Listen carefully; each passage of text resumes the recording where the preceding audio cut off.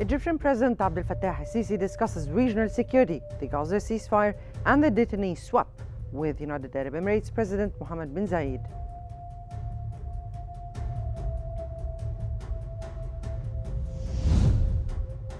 Hamas refutes Benjamin Netanyahu's claims that it backtracked on the Gaza ceasefire agreement.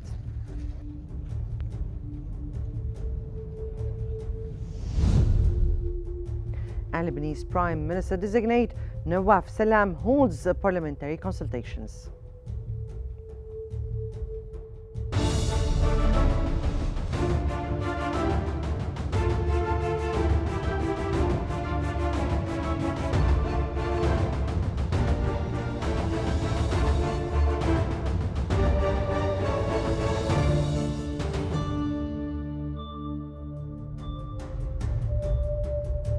It's 8 p.m. Cairo local time, and you're watching Qnews. We begin today's bulletin with the latest developments in Gaza.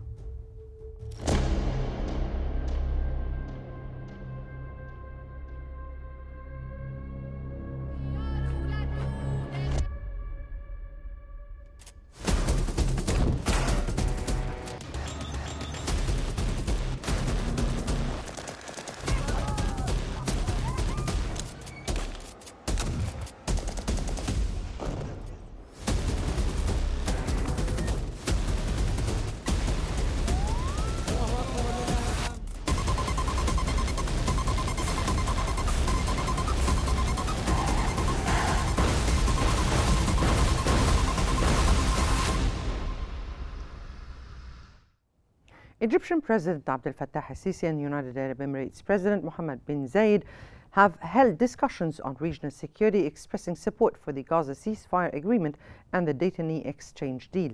The meeting took place as President al-Sisi was welcomed at Abu Dhabi International Airport. The two leaders also focused on strengthening bilateral ties with an emphasis on economic, commercial and investment collaboration. On regional stability, they reiterated the importance of continued efforts towards achieving a two-state solution.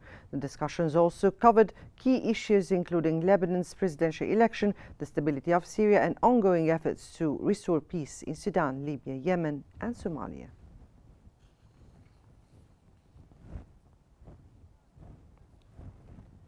Israeli occupation forces have launched airstrikes on Gaza targeting northern areas despite a declared ceasefire. Gaza's civil defense has reported dozens of strikes since the ceasefire announcement. Palestinian media declared 28 casualties in scattered attacks, highlighting ongoing assaults on the civilian despite the truce. The situation underscores rising concerns about Israel's adherence to the ceasefire and the humanitarian impact on Gaza's population.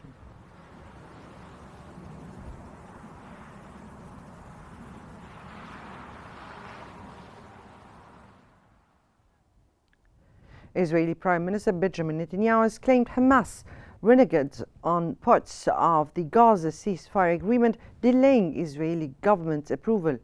Netanyahu has accused Hamas of seeking last-minute concessions and said Israel would only proceed once mediators confirm that Hamas accepts all terms. The Israeli government was set to green-light the truce today, following a devastating 15-month conflict that caused tens of thousands of casualties, widespread destruction, and a humanitarian crisis in Gaza. As Israel defends our civilization against barbarism, the people of Israel are united. Meanwhile, Hamas has refuted Benjamin Netanyahu's claims that it backtracked on the Gaza ceasefire agreement. That comes as Hamas affirms its commitment to the deal brokered by mediators. Meanwhile, Egypt, Qatar, and the United States announced a truce agreement including a detainee exchange and sustainable calm, aiming for a permanent ceasefire.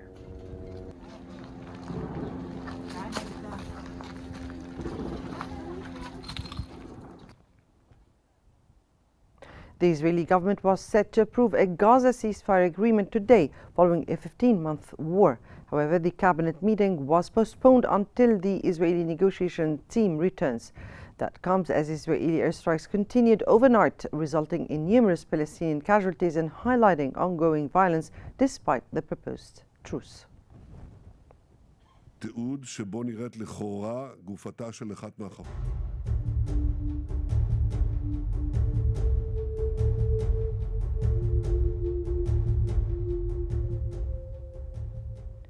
US President Joe Biden has announced that Israel and Hamas reached a ceasefire and detainee swap agreement.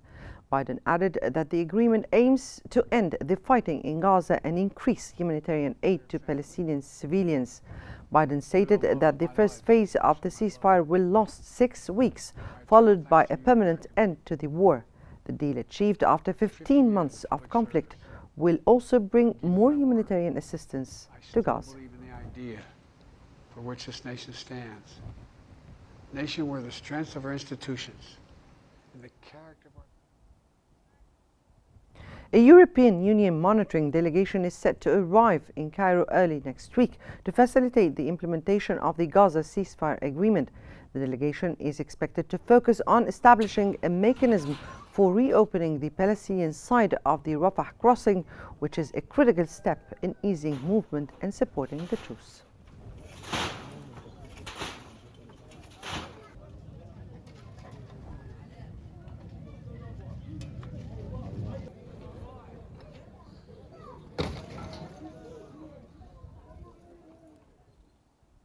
And for more analysis, we now move to Salma Marwan in our newsroom. To you, Salma. Thank you, Mona. And for further analysis on Gaza, we're joined from Ramallah by the Fatah movement spokesman, Ahmed Fattouh. Mr. Ahmed, thank you so much for joining us on Qnews. And first off, after the ceasefire agreement was announced, only a few hours have passed before the Israeli bombardments and massacres started. In light of this, how do you view the ceasefire agreement in Gaza? Thank you for having me here. We are cautiously watching and observing what Israel is doing. Israel has killed more than 80 Palestinians in Gaza since the announcement of the ceasefire deal, which reflects unserious commitment from Israel and lead us to have some skepticism about their intentions.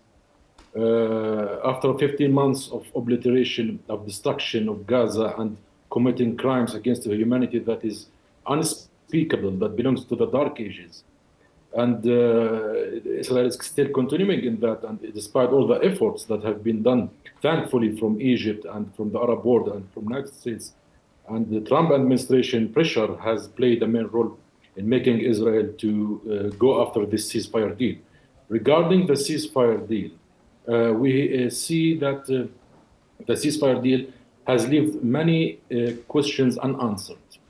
It has many ambiguous terms, and it leaves us without any certainty of Israel withdrawal from Gaza. It appears that the deal is mostly interested in prisoners swap. It has no political context, does not touch the key issues of the Palestinian cause, the two-state solution, the establishment of the Palestinian state, the Jerusalem, the right of return. It has many fake terms about the Rafah crossing, about Netzarim corridor, and about the reconstruction of Gaza.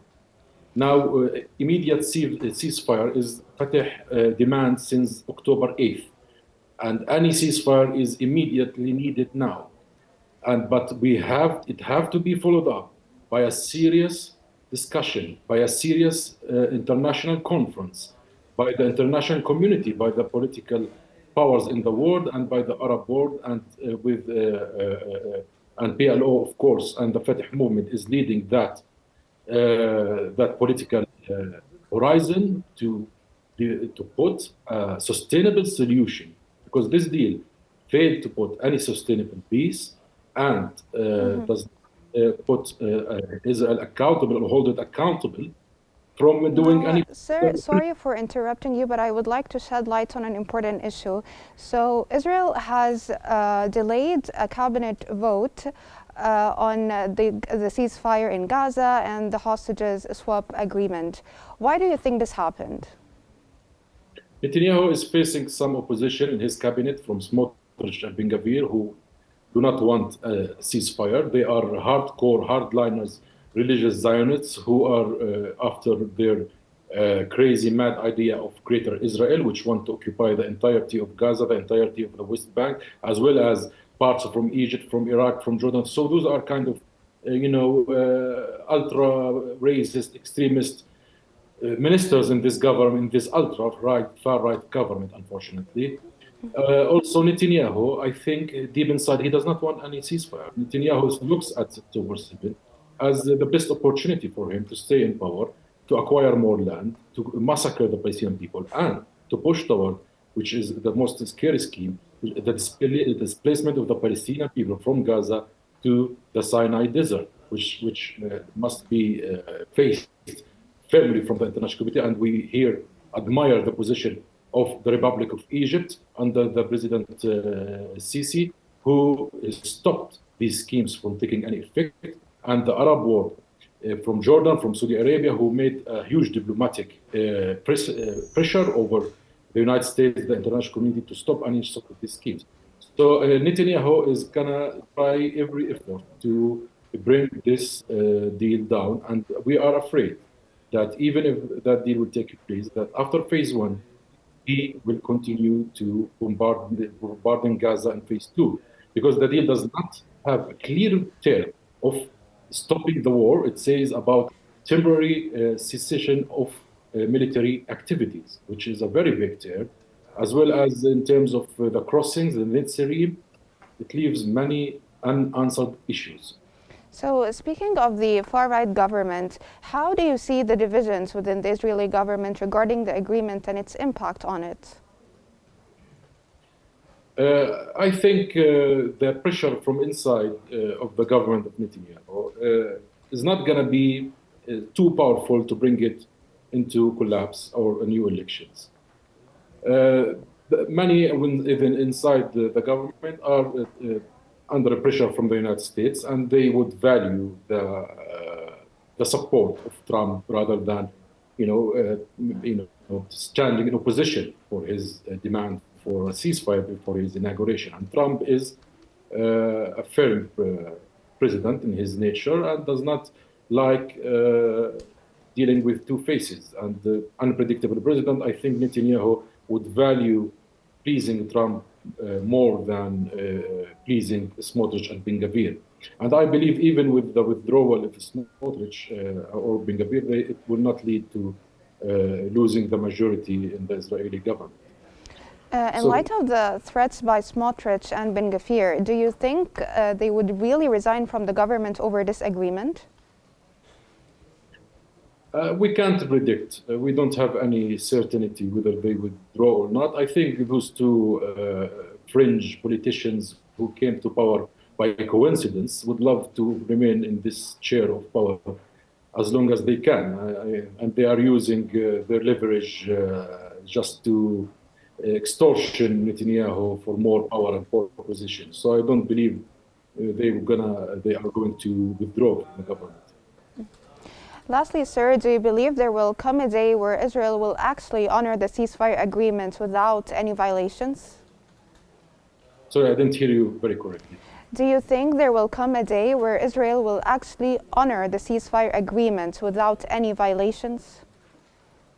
Without holding Israel accountable, without applying the international law, without a serious pressure, especially from the United States of America, to make Israel pay for their crimes against humanity. And in the occupation, Israel will continue to be committed to peace and committed to respecting human rights, continue its apartheid. Their project, their scheme has been public since before October 7, but now the world sees it after October 7. We have seen the Greater Israel maps. We have seen the Knesset issuing bills to torture prisoners. This mentality must be faced, must be confronted in the ICC, in the ICJ, in the international community. And we in Fatah are going to continue prosecuting all those war criminals, Netanyahu, Gallant, in the International Court of Justice and the International Criminal Court until they take the justice that they deserve. And now is the world need to answer this question pretty clear. Do we really want peace and sustainable peace and stability in the region and in the European and the Mediterranean area? Then they need to answer the Palestinian demands. an independent Palestinian state with East Jerusalem as its capital, with the right of return of the refugee and the removal of all Israeli settlements. Without touching these key issues in the Palestinian cause, there will never be any peace or any progress. As long as there is occupation, it's naturally there's going to be violence. We in Fatah are calling all the intellectual and all the wise. Sorry for interrupting you, sir, due to the shortage of time. That was the Fatah movement spokesman, Ahmed Fattouh. Thank you so much for your insights and for all the information you provided us with. And now we're going to move back to Muna in the studio. Well, thank you, Salma, so much for the analysis. And back to our bulletin. Egypt's Foreign Minister Badr Abdel-Ati has discussed the developments in Gaza with the UK Foreign Secretary David Lammy. Lammy praised Egypt's key role in brokering the detainee exchange and ceasefire agreement.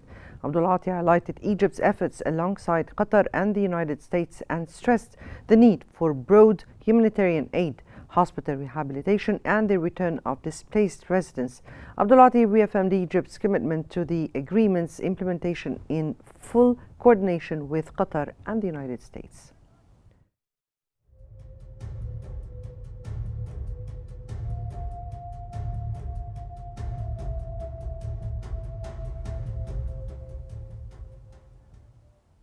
Lebanese President Joseph Aoun has welcomed the Gaza ceasefire agreement, expressing hope that it would end Gaza's tragic situation. In a post on X, Aoun stressed the need to closely monitor Israel's adherence, citing its history of evading commitments and disregarding international resolutions.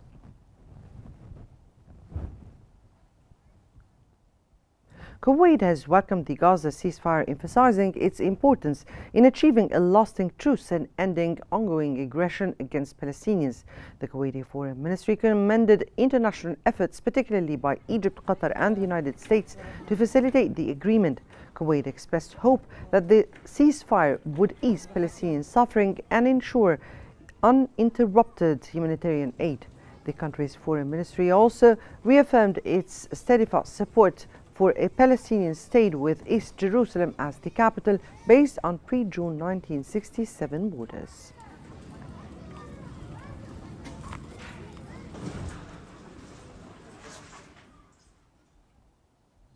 King Abdullah II of Jordan has welcomed the Gaza ceasefire announcement. He also urged the international community to intensify efforts to address the humanitarian crisis caused by the conflict. In a post on X, King Abdullah praised Egypt, Qatar and the United States for their roles and stressed the importance of sustaining the ceasefire. He reaffirmed Jordan's support for Palestinians' ongoing aid and commitment to achieving peace in the region. The destructive war on Gaza and the escalations in the West Bank and in Jerusalem continue. Their effect will extend far into the region. And moving to Lebanon, the U.S. Embassy in Lebanon has announced that the chairman of the Cessation of Hostilities Implementation Mechanism, U.S. Major General Jasper Jeffers, and French Brigadier General Guillaume Ponchin joined Lebanese armed forces officers in inspecting the LAF checkpoints in southwest Lebanon. According to the statement, the generals visit 7 checkpoints, observing Lebanese soldiers monitoring roadways and preventing the movement of unauthorized armed groups under the November 26, 2024 cessation of hostilities agreement. Reconstruction efforts and the detonation of the 31st discovered rockets in Shama were also noted.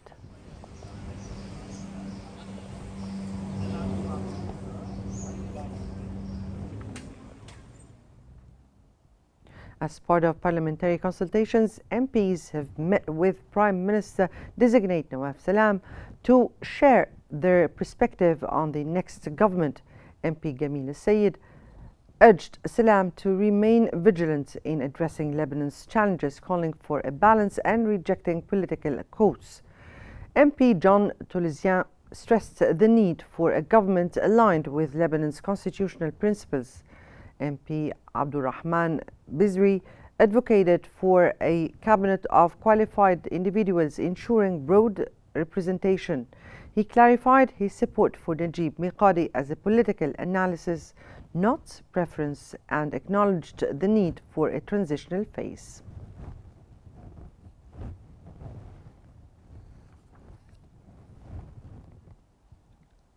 In Syria, the United Nations High Commissioner for Human Rights, Volker Turk, has called for sanctions on Syria to be reconsidered during his first ever visit to the country. Speaking during a news conference in the capital, Damascus, Turk said sanctions had a negative impact on Syrian people and that he will continue to advocate for their relief. Turk, an Austrian lawyer, is visiting Syria and is expected to meet with officials, civil society groups, diplomats and UN bodies. He will travel next to Lebanon. Territorial integrity, independence and sovereignty, which must be fully respected and rigorously upheld. In South Korea's arrested President Yoon Suk-yeol did not attend a second day of questioning by investigators. On Wednesday, Yoon became the first sitting South Korean president to be arrested and held at the Seoul detention center after refusing to cooperate. He remained there on Thursday with his lawyer citing health reasons for his absence from questioning. The Constitutional Court held a second hearing in his impeachment trial to decide whether to remove or reinstate his powers.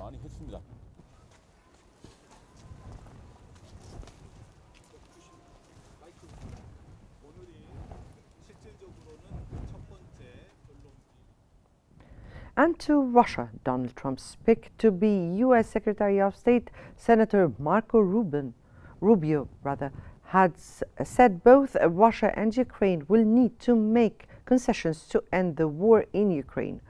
Rubio said at his confirmation hearing before the Senate Foreign Relations Committee that the process will be hard work. He expressed hope that a ceasefire could be achieved in the conflict, but said both sides need to have leverage for that to occur. Superpower status, and they have done so at our expense and at the expense of the people of their own country.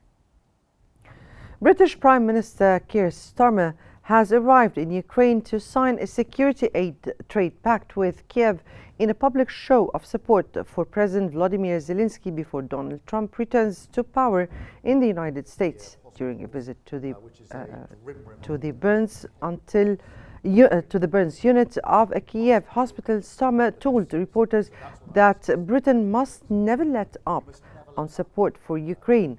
Starmer's visit comes 2 days after German Defense Minister Boris Pistorius traveled to the country as European leaders assess what security guarantees they can provide as part of any peace agreement that may be pushed by Trump. I'm here at the burns unit of one of the Kiev hospitals, which is a... Hungary's EU's Minister János Buka says Hungary has not yet decided whether to support the EU's Russia sanctions rollover and believes the EU should consult the incoming Trump administration before making a decision. Buka told reporters in Brussels there is no decision on the Hungarian position yet.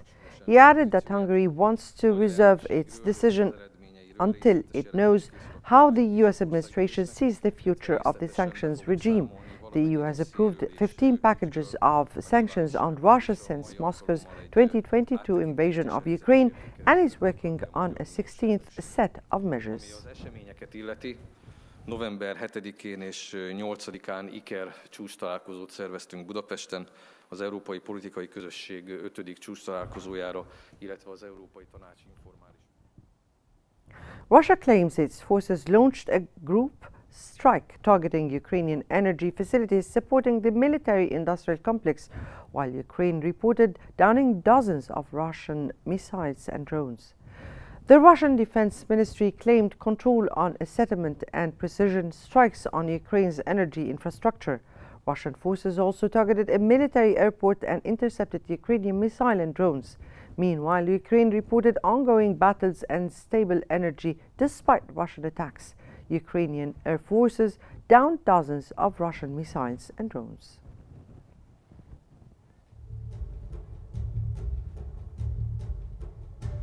That brings us to the end of our news bulletin. Here is what we've been covering.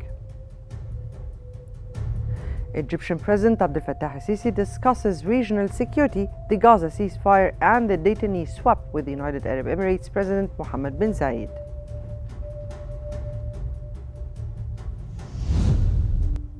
Hamas refutes Benjamin Netanyahu's claims that it backtracked on the Gaza ceasefire agreement.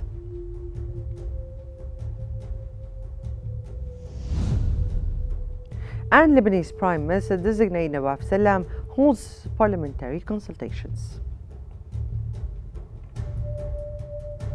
This concludes our news bulletin for tonight. Don't forget to follow Qnews on YouTube, Facebook, X, Instagram, and TikTok at Qnews EGY to stay informed. Many thanks for watching and stay tuned for more updates on Qnews.